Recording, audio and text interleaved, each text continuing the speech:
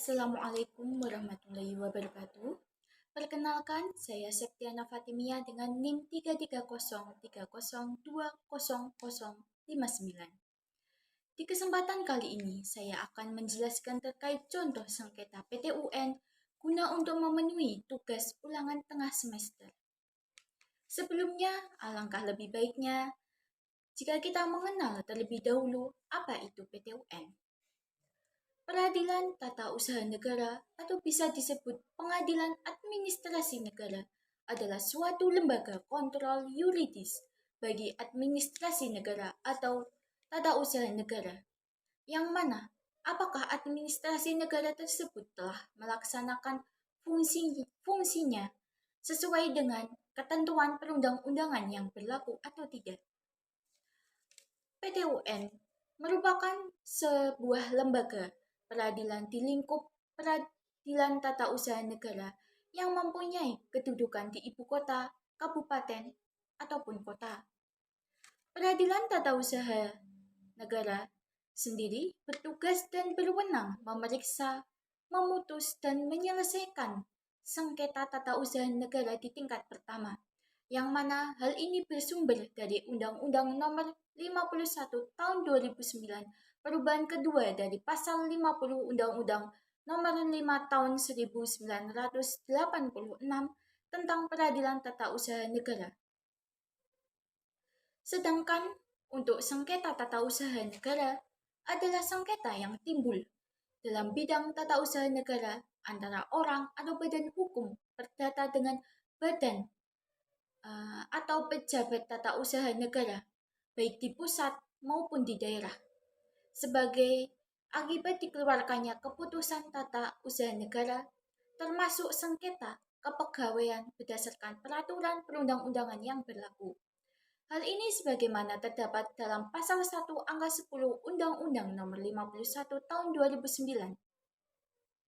Pada dasarnya, sengketa tata usaha negara terjadi karena adanya seseorang atau badan hukum perdata yang merasa kepentingannya dirugikan oleh suatu keputusan tata usaha negara berdasarkan Undang-Undang Nomor 5 Tahun 1986 Pasal 1 Angka 3, yaitu suatu penetapan tertulis yang dikeluarkan oleh badan atau pejabat tata usaha negara yang berisi tindakan hukum tata usaha negara yang berdasarkan peraturan perundang-undangan yang berlaku.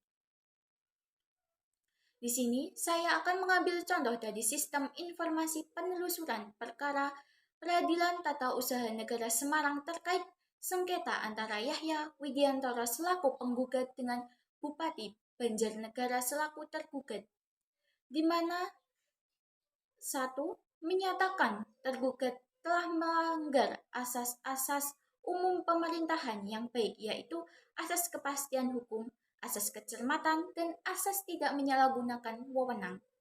Kedua, menyatakan batal atau tidak sah surat BPT Desa Lengkong tanggal 26 Oktober 2022 nomor 001-B.1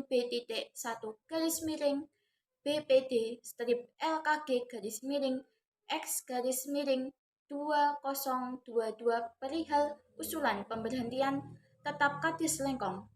Ketiga, menyatakan batal atau tidak sah surat keputusan Bupati Banjarnegara tanggal 6 Januari 2003 nomor 141.1/6 tahun 2023 tentang pemberhentian Saudara Yahya Widiantoro dari jabatan Kepala Desa Lengkong Kecamatan Rakit Kabupaten Banjarnegara. Keempat, menyatakan Yahya Widiantoro sebagai Kepala Desa Lengkong Kecamatan Rakit Kabupaten Banjarnegara periode tahun 2019 sampai 2025 yang dilantik dan diangkat sumpah mendasarkan surat keputusan Bupati Banjarnegara nomor 192.1/2057 tahun 2019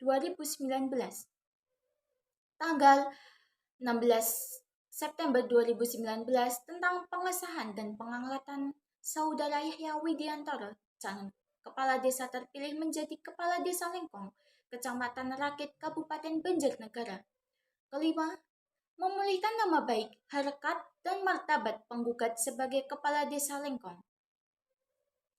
Terus mengapa sengketa tersebut bisa masuk ke dalam ranah PT UN?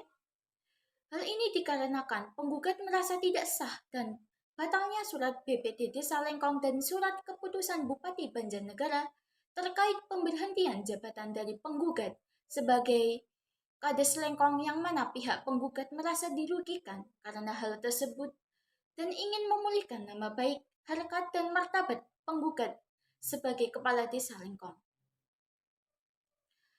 Sebagaimana menurut Yuslim,